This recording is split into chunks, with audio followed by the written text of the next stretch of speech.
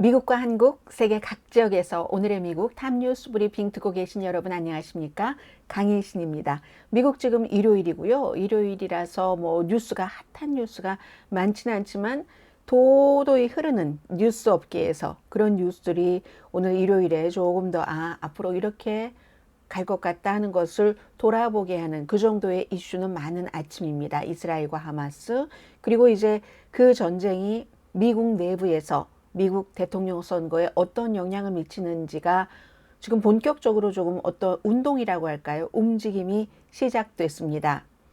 그리고 또 뭐 북한의 위성 르네상스의 시작이다. 북한이 이렇게 발표를 했잖아요.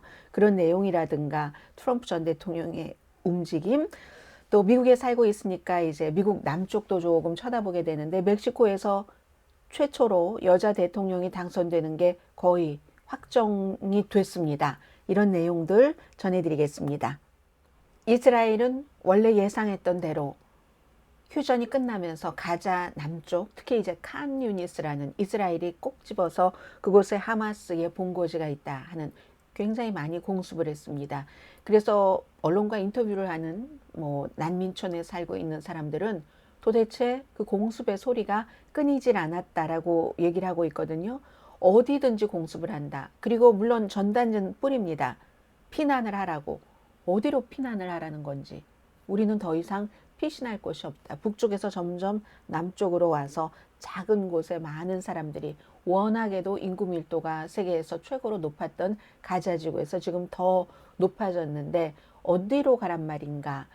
거의 뭐 70% 이상의 북쪽 가자 주민들이 남쪽으로 지금 내려와 있습니다. 그래서 non-stop 공습 폭발음 상태가 지금 이스라엘이 가자 지구에 대한 공습을 하는 겁니다.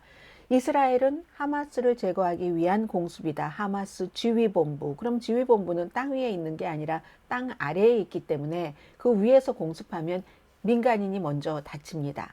그리고 무기고를 파괴시키기 위해서 또 무슨 뭐 해군도 표적으로 삼는다 이런 얘기들을 아무튼 많이 했습니다. 이스라엘이 발표를 한 것에 따르면 10월 7일에 전쟁이 시작되고 나서 가자 지구에서 약 10,000번 공습했답니다.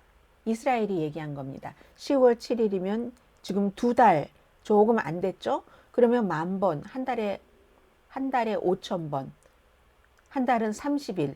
그럼 5,000 나누기 30 하면은 하루에 얼만큼 공습을 했다는 겁니까? 평균으로 따지면.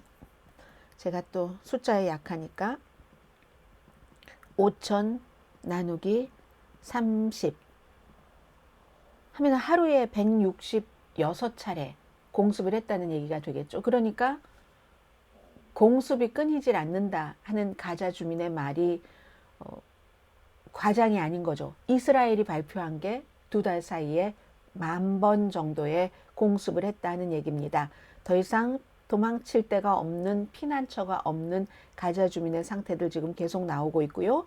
그리고 이제 이스라엘 내부에서는 지금 인질들이 풀려났잖아요. 맞교환을 했기 때문에 팔레스타인 죄수들과 그 인질들이 우리가 얼마나 고통을 받았는가, 무슨 뭐 채찍으로 맞았다 등등의 하마스를 엄청 비난하는 이런 일들이, 사람들이 모임에 나와서 인질로 잡혀있던 사람조차도 얘기를 합니다.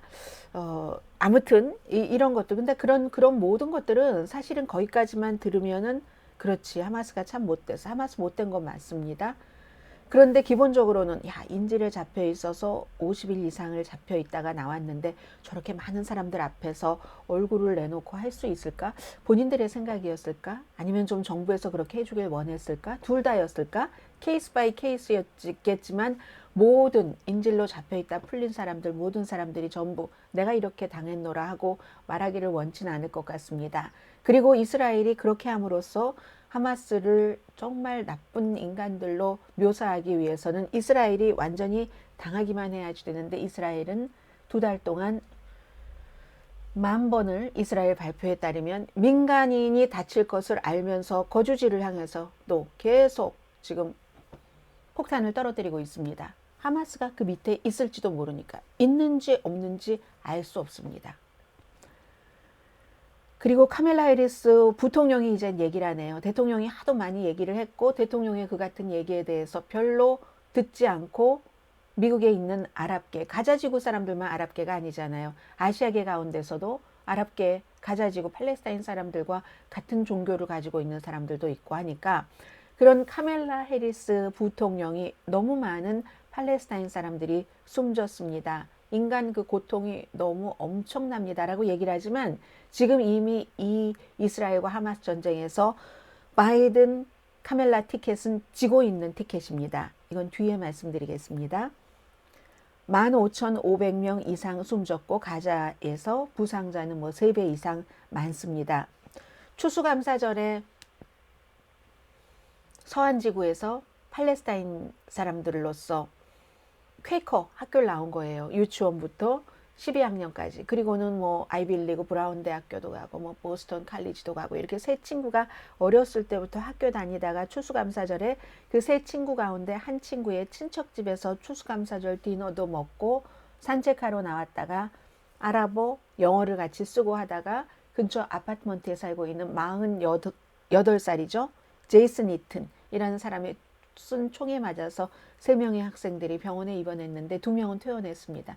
한 명은 오늘 아침에 미국 언론과 인터뷰하는 것 보니까 아직 병원에 입원해 있고요. 어머님이 척수에 총알이 박혔기 때문에 결국은 가슴 아래는 마비라는 겁니다. 고펀드미 오픈됐고요. 그러면 이제 팔레스타인에 살고 있는 가족들, 우리 팔레스타인 명절에도 팔레스타인보다 미국이 안전하니까 돌아오지 말아라 했잖아요. 이 3명 학생들은 팔레스타인계이고요. 모두 한 명은 영주권자, 2명은 시민권자입니다. 그런데 이제 가족들이 와서 뭐 간호도 하고 그리고 이제는 가슴 아래 장애가 됐으니까 그 많은 인생에 있어서의 비용이 들잖아요. 그런 비용 등에 대해서 고펀드미에 가시면 이름이 히삼 아와르타니, 히삼, HIS, HAM까지만 기억을 하셔도 될 것 같습니다. 기부하고 싶으신 분이 계시다면요. 히삼, 히 할 때 HIS, HAM. 이제 20살입니다. 아이빌리그 브라운 대학교에서 복수 전공을 하던 학생. 재활도 필요하고 새로운 현실에 적응하려는 이제 이게 이 팔레스타인계 학생들이 이스라엘 하마스 전쟁 이후에 겪은 일입니다. 존 커비 국가안보 보좌관 대변인도 오늘 MBC 텔레비전의 미터 프레스 일요일이면 이제 워낙 시사쇼가 많으니까 미터 프레스가 제일 뭐 믿음직하다고 보여지는 그런 그 매체의 인터뷰 프로그램이잖아요. 미터 프레스에 나와서 국가안보위원회의 대변인이 존 커비가 하는 얘기가 금요일에 여러분들께 제가 전해드렸습니다. 어제도 좀 전해드렸었죠. 이스라엘이 하마스가 이스라엘을 공격하기 약 1년 전에 이스라엘 정보부가 무슨 이메일 등등으로 이러이러한 공격 모든 아주 디테일하게 그대로 하마스가 10월 7일에 했던 공격에 관한 정보를 받았지만 지들이 야심이 이렇게 크다고 능력이 있기는 해 하면서 깡그리 무시하다가 그대로 당했다. 이 부분에 대해서 미국의 국가안보위원회의 대변인은 미국은 그러한 정보를 입수하지 못했다. 그러한 그 같은 문서에 접근을 할 수가 없었다라고 얘기를 했습니다. 여리고의 성벽이라는 이름이 붙은 40페이지짜리의 분량의 그런 그 보고서였다고 하잖아요. 그리고 이제 또 존 커비 국가안보위원회 보좌관에게 미터 프레스에서 물어봤습니다. 이거 정보 실패냐? 했더니 애매모호하게 얘기하면서 벤자민 네타냐후 이스라엘 총리가 그 부분에 대해서는 부분적으로 정보 실패라고 시인한 것도 있고 하니까 그러니까 이제 이거 급한 일을 좀 마무리되면 그때 아마 서로들 검토를 하지 않겠는가 이 정도로 얘기를 했습니다. 지금 미국으로서는 팔레스타인 주민들, 죄 없는 주민들이 많이 다치고 숨지는 거 이걸 막는데 최선을 다해야지 된다. 이런 얘기를 했지만 그렇지만 팔레스타인계 뭐 단체라든가 사람들, 영향력 있는 사람들과 좀 잘해보려는 백악관이나 행정부의 여러 가지 노력은 별로 소용이 없어 보입니다. 백악관이요. 계속 만납니다. 팔레스타인계와. 근데 툴 레이시예요. 제가 볼 땐. too little이라고 말하는 사람들도 많고, 처음에 그렇게 강력하게 이스라엘을 지지했다가 팔레스타인들의 고통과 죽음과 이런 것들이 도저히 out of control이었을 때, 그 시점이 돼서야 바이든 대통령은 팔레스타인을 언급을 했습니다.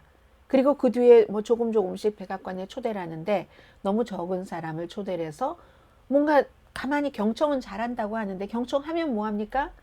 이스라엘에 휴전하지 말라고 얘기를 하는 게 바이든 대통령인데, 지금 이렇습니다. 그래서 백악관에서는 아무리 특히 팔레스타인계 사람들이 백악관에 와서 바이든 대통령에게 어린아이들이 숨지는 것에 대해서 이렇게 얘기를 하면 굉장히 바이든 대통령이 공손하기도 했고 공감하기도 했고 했다. 하지만 이스라엘이 휴전을 해야 된다라고 얘기하지 않는 바이든, 그렇게 얘기하지 않는 미국은 이스라엘이 민간인을, 전쟁에도 법이 있으니까 민간인을 살해하는 팔레스타인에 대한 공격하는 것에 미국과 바이든 대통령은 공범자라고 얘기를 합니다.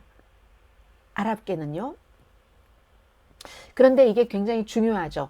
지금 뭐 아랍계 미국인 여론조사에서 바이든 대통령에 대한 지지율이 59%에서 17%까지 떨어졌다고 하지만 지금 아마 더 떨어졌을지도 모릅니다.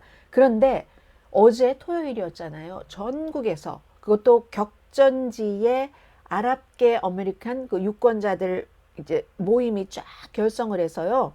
그래서 바이든 버리기, abandoned 바이든, 이런 캠페인을 했습니다. 바이든을 버린다는 그런 반 바이든 캠페인이라고 말씀드릴 수도 있겠네요. 정확한 이름 자체는 바이든을 포기한다는 캠페인 맞는데요. 이 전쟁에 있어서 그래서 바이든 대통령을 샵하고 abandon 바이든 2024 2024년도 선거에서 바이든 버리기를 한다는 얘기입니다. 미시건주, 미네소타, 또 애리조나, 위스콘신, 플로리다, 조지아, 네바다, 펜실베니아 다 경합주잖아요. 여기에 아랍계 미국인들이 딱 어제 모여서 우린 앞으로 소셜미디어에서 집중적으로 바이든 대통령을 2024년도에 대통령으로 만들지 않는다. 반 바이든 캠페인을 하겠다고 발표를 했습니다. 바이든 캠페인 측에서는 논평하기는 거부했는데요.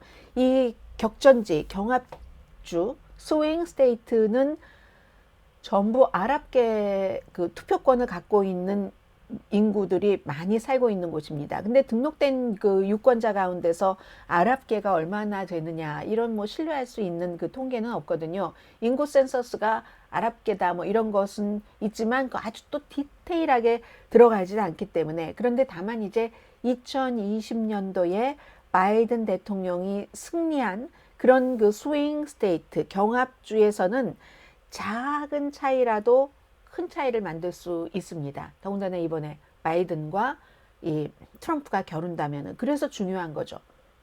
인구조사에서는 다 자세히 보여주지 못하는 것을 퓨 리서치 센터에서는 보여주고 있는데, 이제 그 무슬림계, 이제 그 이슬람교를 믿는 무슬림계는 아랍계가 있고요. 아랍계 미국인이 있죠. 그리고 아프리칸 아메리칸, 흑인계 미국인들 가운데서도 무슬림계가 많습니다. 지금 가자지구 사람들처럼. 아시아계도 엄청 많잖아요. 아시아계도 인구 많은 나라도 무슬림 인구 엄청 많은 나라들 있잖아요. 그러니까 카멜라 해리스 같은 사람이 등장을 해서 오늘 너무 많은 사람들이 숨졌다라고 얘기를 하는 겁니다. 전체적으로 한인 인구보다 많습니다. 345만 명 정도, 무슬림계 인구가 그 정도 된다고 하거든요. 그래서 만약에 이 아랍계 미국인과 또 꼭 아랍계는 아니더라도 아시아계에서도, 아프리칸 아메리칸계에서도 무슬림, 이슬람교를 믿는 그런 사람들 가운데서 바이든 대통령이 이번에 한 일 때문에 난 투표하지 않겠어. 아유, 그렇다고 뭐 트럼프도 싫으니까 안 나가겠어. 아니면 공화당으로 트럼프가 될 것으로 지금 생각을 하고 있지만, 만약에 공화당에서 트럼프가 되지 않고 많은 무슨 뭐 헤지 펀드 사람들이라든가 사람들이라든가 이런 사람들이 지금 니키 헤일리 뒤에 줄을 서고 있는데 그게 활발해져서 나중에 그쪽으로 간다면 그렇게 된다면 공화당 후보를 찍을 확률도 굉장히 많다는 겁니다. 여기서 왜 그런 무슬림계 아랍계는 트럼프를 찍지 않는다라고 말씀을 드렸냐면은 찍지 않을 가능성에 대해서 트럼프 전 대통령이 반아랍 발언이나 그런 정책을 많이 했으니까요. 뭐 그쪽 나라에서 오는 사람들 받지 마라 이런 것까지 했잖아요. 그러니까 바이든이 못마땅해도 트럼프를 찍지는 않는다는 확신이 바이든 대통령에게는 있었던 겁니다. 처음부터. 그런데 지금 분위기가 바뀌고 있잖아요. 트럼프가 아닐 수도 있다는 것. 아직까지는 중요한 재판 결과가 나오지 않았으니까. 그런데 중요한 재판 결과가 나오면 뭐 중도건, 무슬림, 뭐 아랍계건 트럼프가 아니면 그럼 다른 사람을 찍어봐도 되겠지? 라고 생각을 할 수도 있다는 겁니다. 물론 그 후보가 이스라엘 팔레스타인 전쟁에 대해서 어떤 입장을 갖고 있느냐도 중요하지만 그 후보가 조금만 더 트럼프보다는 약한 반무슬림이라든가 바이든과 비슷한 정도가 된다고 하면 바이든에 대한 실망이 너무 크기 때문에 무슬림계, 아랍계 유권자들은 쉽게 공화당으로 돌아갈 가능성도 있다는 겁니다. 바이든 대통령이 처음에 이 전쟁이 시작되고 나서 여기까지를 진지하게 검토는 안 했을 겁니다. 물론 모든 가능성은 열어뒀겠지만 깊은 수렁에 빠질 수 있습니다. 바이든을 지지했었던 아랍계는 거의 민주당 지지였거든요. 민주당이 소수인종에 대해서 막 중요하게 생각을 하니까 기본적으로. 그래서 한인 가운데서도 다른 것 제치고 특히 언론사들은 나 혼자가 아니라 많은 커뮤니티의 이익 같은 것을 생각을 하니까 그러니까 언론사들은 이민 정책이 굉장히 중요하죠. 소수계 언론사들은 이제 그런 것들이 있고 저널리스트들도 마찬가지고요. 그래서 이렇게 소수 인종에 대한 정책 때문에 민주당을 지지하는 아랍계, 무슬림계가 바이든을 포기한다면 수렁에 빠질 수 있다는 겁니다. 예를 들어서 말씀을 드리겠습니다. 미시건주에서는요. 바이든 대통령이 2020년도에 15만 4천 표 차이로 승리를 했습니다. 인구조사에 따르면 아랍계 미국인 미시건주 인구는 28만 명입니다. 거의 2배잖아요. 이 유권자들. 그리고 애리조나에서는 바이든 대통령이 1,500표 차이로 이겼습니다. 트럼프를. 애리조나주의 아랍계 인구는 6만 명입니다. 조지아주에서 그 유명한 11,800표잖아요. 약 11,700 몇 표. 11,800표 차이로 이겼는데 조지아주의 아랍계 미국인은 적어도 5만 7천 명입니다. 그래서 지금 아랍계 미국인 연구소 아랍 아메리칸 인스티튜트의 자체 여론조사 결과 2020년도에 정말 바이든 대통령 아랍계 유권자 59%가 바이든에게 지지했다라고 추정을 하고 있는데 최근에는 그게 뭐 3분의 1 정도로 뚝 떨어져 버린 거죠. 3분의 1도 안 될 겁니다. 그 지지율이. 그래서 바이든 대통령 발등에 11개월 남긴 했지만 불이 떨어진 거죠. 자, 그리고 트럼프 전 대통령을 조금 보면요. 트럼프 전 대통령은 어제 아이오와주에 갔거든요. 지지자들에게 민주당 도시의 투표를 감시해라 라고 얘기를 했습니다. 이게 2020년도에 선거 치러지기 전에 선거하지도 않았는데 부정선거가 있을 거야. 우편투표 부정선거일 거야 하면서 지금까지 끌고 오는 전략과 똑같은 전략을 지금 쓰고 있습니다.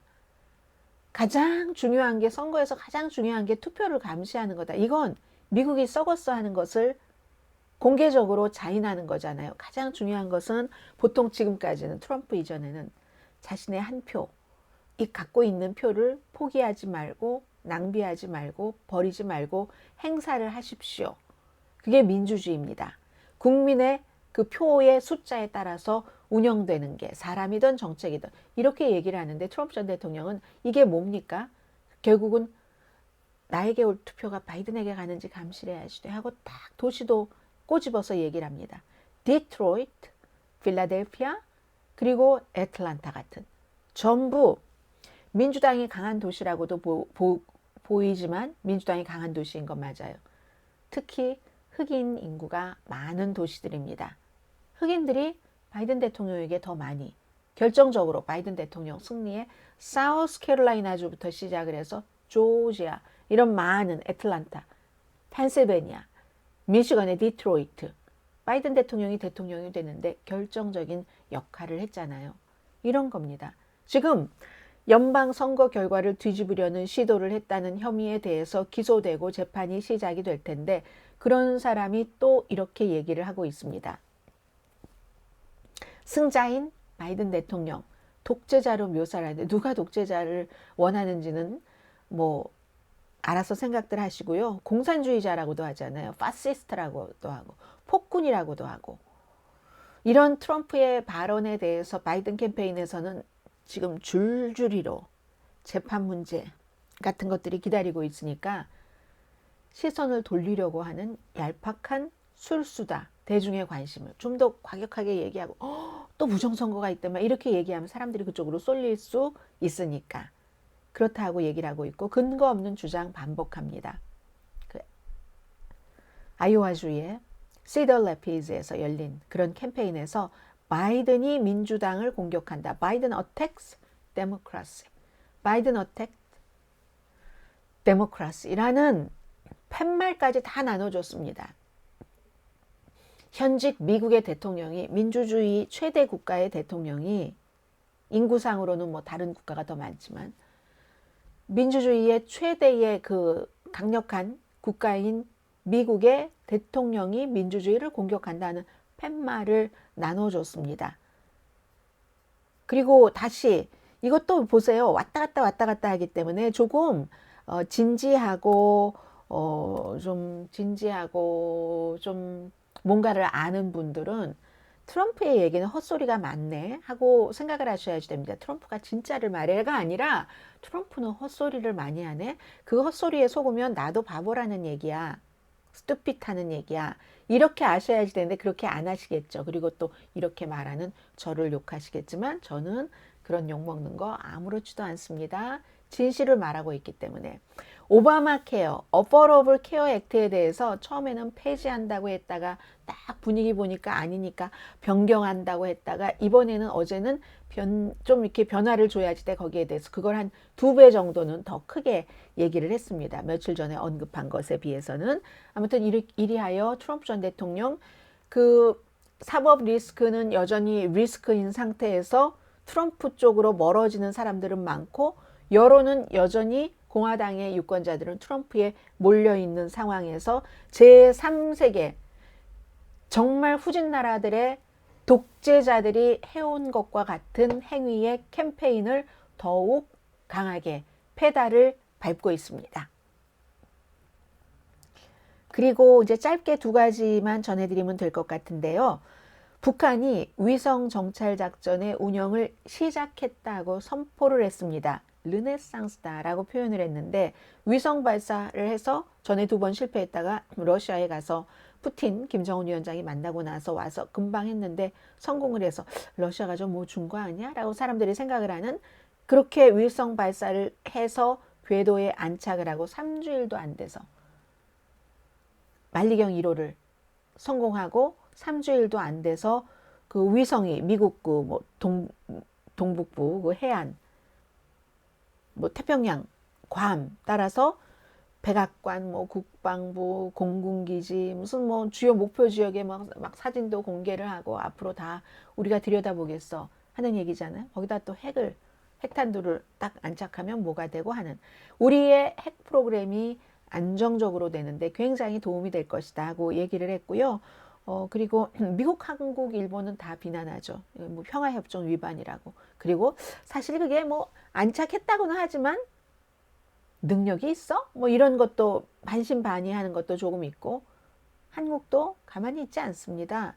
토요일에 캘리포니아주 그 반덴버그 그 우주기지에서 일론 머스크의 스페이스X 그 팔콘 9 로켓을 타고 첫 번째 군사 정찰 위성을 발사를 했죠. 한국과 북한 하고 서로 이 정도고요.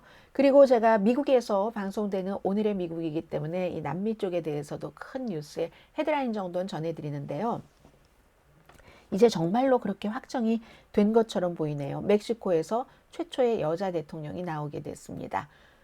물론 뭐 여자라고 남자라고 다 뭐 여자이기 때문에 그 나라에서는 더 긍정적이야. 뭐 아니야. 이렇게 말할 수는 없지만 최근에 네덜란드에서도 정말 극우 정당이 압승을 했잖아요. 극우 정당의 대표는 트럼프, 네덜란드의 트럼프라고 불리는 사람. 아르헨티나에서도 마찬가지로 아르헨티나의 트럼프로 불리는 사람이 대통령에 당선이 됐고 이런 일들이 쭉 있잖아요.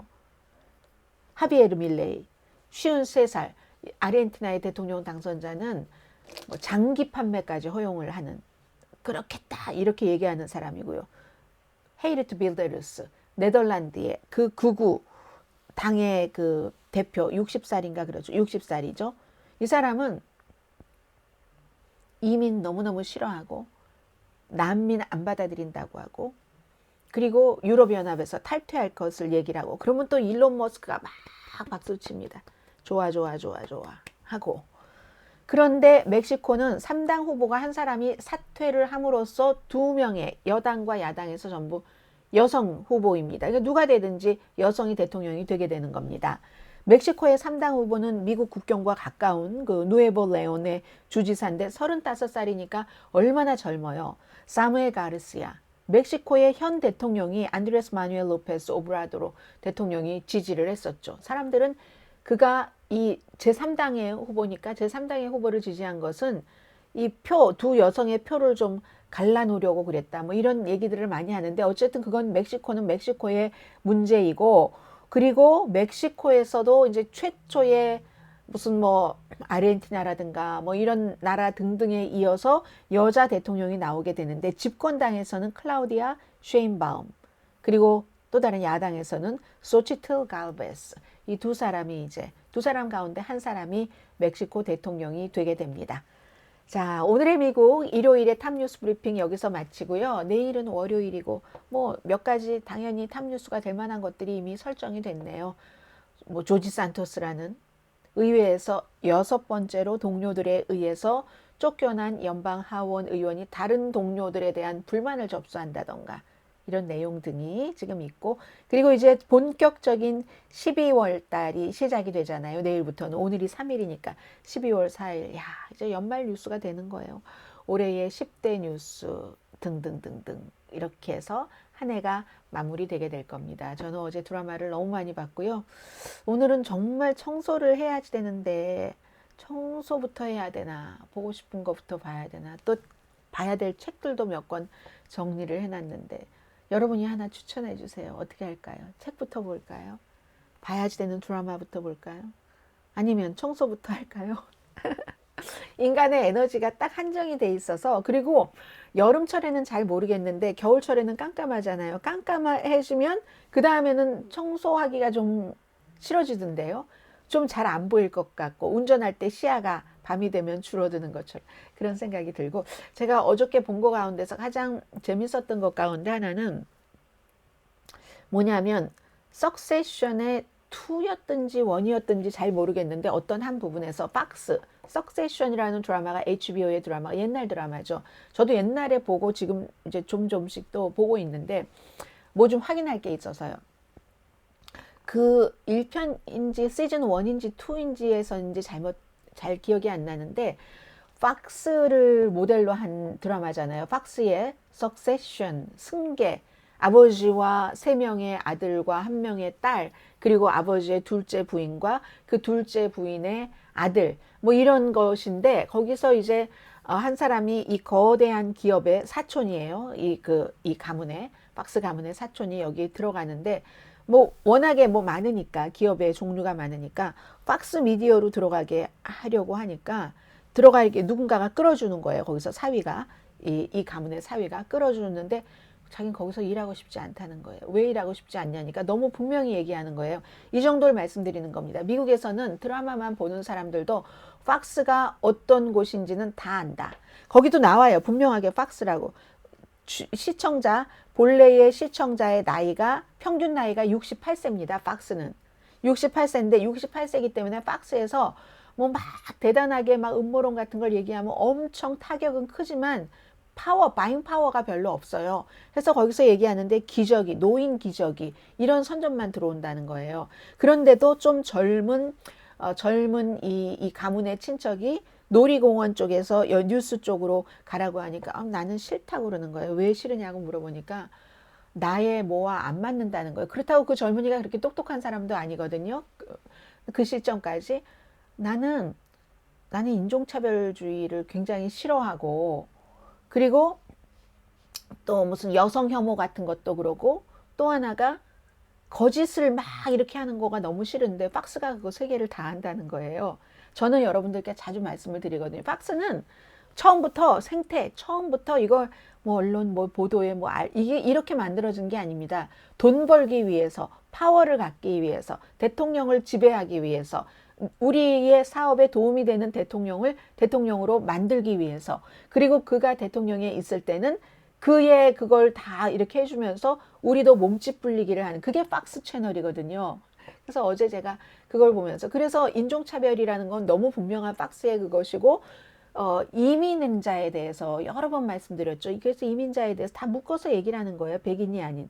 그리고 또 주이시에 대한 여러 가지 느낌들, 이런 것들. 그런데도 제가 다른 백인이 박스를 좋아하는 건 이해하겠어요.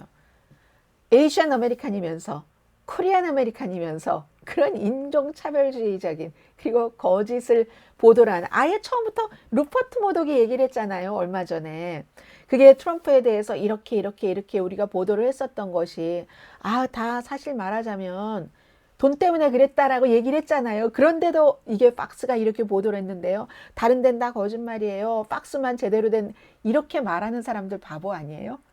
제가 오늘 일요일이니까 여러분들께 그렇게 말씀을 드렸습니다. 가끔 이제 한국 드라마는 한국 드라마 나름대로 착착 달라붙는 맛이 있고, 소설이나 다큐멘터리는 그 나름대로의 또 파워가 있습니다. 그에 비해서 미국 드라마는요, 우리가 날마다 일을 할 때 한국 사람들과 일을 하고 한국 밥을 먹고 편안하고 좋고 하니까 한국 쪽에 많이 이렇게 접하게 되잖아요.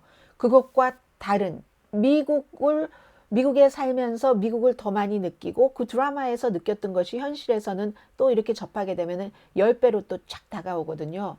저는 이제 미국 드라마를 볼 때는 이제 그런 면으로 많이 봅니다. 웨스트 윙, 디플로맷, 꼭 미국 거 아니더라도 영국 것도 마찬가지예요. 그런 것들이 여러분들 꼭 도움이 돼서 뿐만이 아니라 훨씬 도움도 되고, 연기하는 것들도 서로 다, 한국 사람들 연기 엄청 잘하지만 미국 사람들도 연기 무시무시하게 잘합니다.